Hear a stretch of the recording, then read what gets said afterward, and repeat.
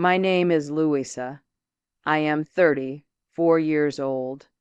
3 years ago I lost two people, my husband and my best friend. The strange thing is, I did not see it coming. I was not a careless wife. I was not a distant friend. I believed I was careful, but sometimes betrayal does not knock loudly. It walks quietly into your house. It sits at your table. It smiles in your photos. Her name was Bella, and she was my friend.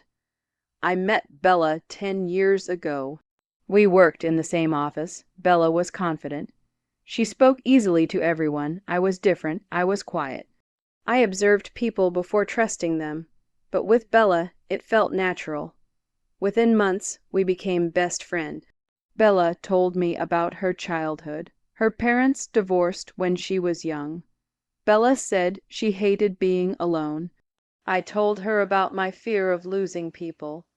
We understood each other, or at least I thought we did.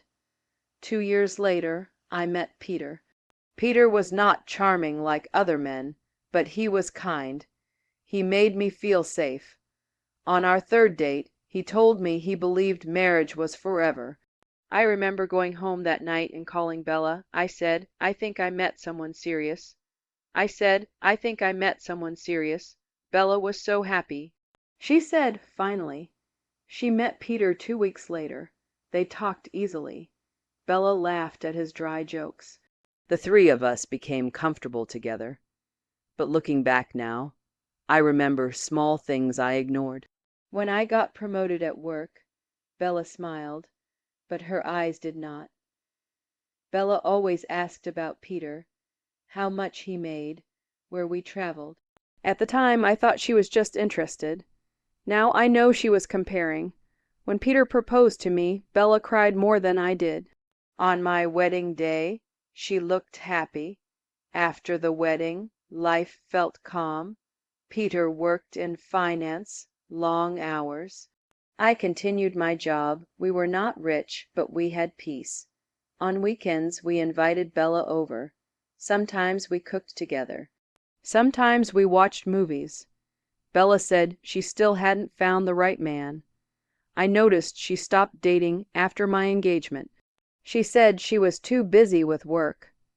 But now I wonder, maybe she had already chosen someone, my someone.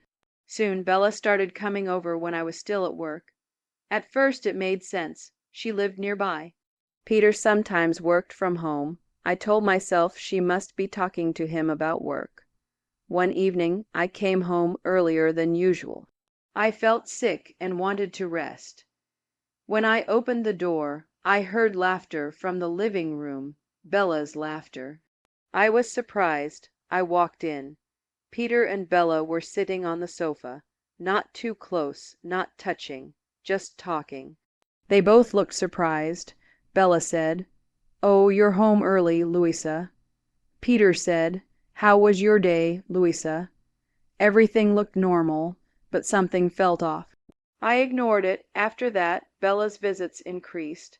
Sometimes she brought dessert. Peter was always kind to Bella. Bella started dressing differently when she visited. More fitted clothes, more perfume, more makeup. Once I saw her touch Peter's arm. When I mentioned it to Peter, he said, "Louisa, she's your best friend. Don't be silly." Was I acting silly? One night I asked Peter directly, "Is there something going on between you and Bella?" He looked shocked. He said, "How can you even think that? She's your best friend." Peter looked hurt. I felt guilty. I apologized, but my heart did not relax. 2 weeks later, it was my birthday. Peter gave me an expensive blue perfume. It was the same perfume Bella had started wearing. At the time, I thought it was strange. Now I know they had gone shopping together while choosing my birthday gift. They were already sleeping together. One afternoon, my meeting was canceled. I decided to surprise Peter with his favorite coffee. When I opened the front door, the house was quiet. No TV, no music. I walked upstairs. Our bedroom door was closed. I heard a whisper. My heart began to beat fast. I opened the door. Bella was adjusting her blouse. Her hair was messy. Peter was standing beside the bed, shirtless. My heart stopped. Peter's face turned white when he saw me. I did not scream. I did not throw anything. I simply said, "How long?" Bella began crying. She said, "It just happened. It was not planned." I said, "How long?" Peter said, "3 months." My heart broke. They tried to explain. They said Bella felt lonely. Peter felt stressed. They talked. They connected. They crossed a line one night when I was on a business trip. Peter said, "It was a mistake." I felt angry. I said, "Mistake? A mistake is forgetting keys. A mistake is sending the wrong email. This was a choice." That night, Bella left our house in tears. Peter stayed. He cried. He begged. He said he loved me, but I could not trust him any more. If it were another woman, maybe I could fight. But this was my best friend, the woman who knew my fears. She did not just betray me. She knew exactly where to hurt me, and she did it anyway. The next morning, we sat in silence at the kitchen table. Peter looked broken. He said, "I will fix this." I said, "How?" He had no answer. I packed a small suitcase and moved into a small apartment near my office. The first night was painful. Bella tried calling me many times. I did not answer. Weeks later, she sent a message, "I never meant to hurt you." I read that sentence again and again. She never meant to hurt me, but she chose to sleep with my husband. She chose to come to my house. She chose to smile at my face while lying to me. She chose everything except honesty. That night, Peter asked to meet me one last time. We sat in a cafe. Peter looked tired. He said, "I ended everything with her. I want us back."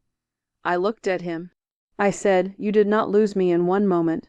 You lost me every time you chose silence instead of honesty. Every time you made me feel crazy for noticing.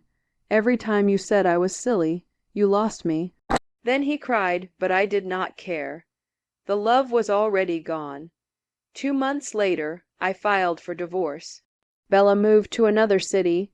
Peter tried to contact me for a while. Eventually, he stopped. Life continued. Today, I am different, stronger, wiser. Last month, I heard Bella got engaged. Someone sent me the photo. She was smiling, wearing ring on her finger. For a moment, I felt something, not anger, just pity, because I know what she's capable of, and one day her fiancé will know, too. Betrayal is not something you do once. It's who you are. Some people don't change. They just find new victims. Sometimes the person clapping the loudest at your wedding is quietly wishing for your place. I can survive betrayal. I can choose better people next time because trust is precious. And I will never give it blindly again. Some people are not losses. They are lessons, and Bella was mine. She was my friend, and now she's my lesson. If you liked this story, please like, comment, share, and subscribe.